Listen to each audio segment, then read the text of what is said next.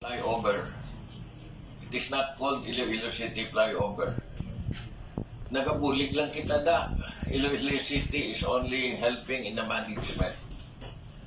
But if there are complaints that we are helping, we will pull out all the traffic aids there so that everyone will just karambola there.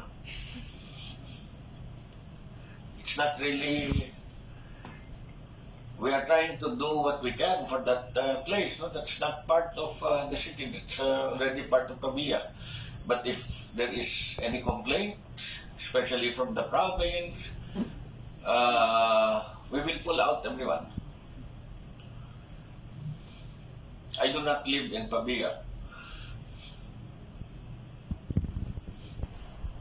Yes, Mayor, good morning. So, Mayor, nakahatag pala update ang DPWH during ang pinagpromeso. May meeting ako. I have a meeting with NEDA. I think 13, on the 13th for the update on the flyover on the Panay River Basin and one more, no? And for Halaor, tatlo. 3 very important projects so that we will be aware. You're all invited. If they will not let you in, I will let you in. Sir, when are you gonna decide kung i-pull out ang mga By traffic 5 p.m. later, sir? Ang ako no, nabulig kita na sa Pavia flyover. Di ka damo sang issue, madamo sang kalikramo. May nakitaan ko nga page nga nagasiling nga ginagamo ko noon na sang PSDMO ta. You know, we'll pull them out and then bahala na ang tao. Hindi nga ano man niya labot na.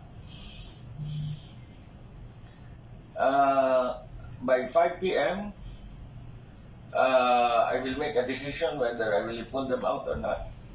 Ang akon lang it very unfair nga masulo ng aton nga traffic aids na hindi man kita da ka-manage, nga bulig lang kita da. So, ako niya, why man ko kapamahog, pero you know, when I say something, I always do it. Come hell or high water. Mayor, ano ang clear statement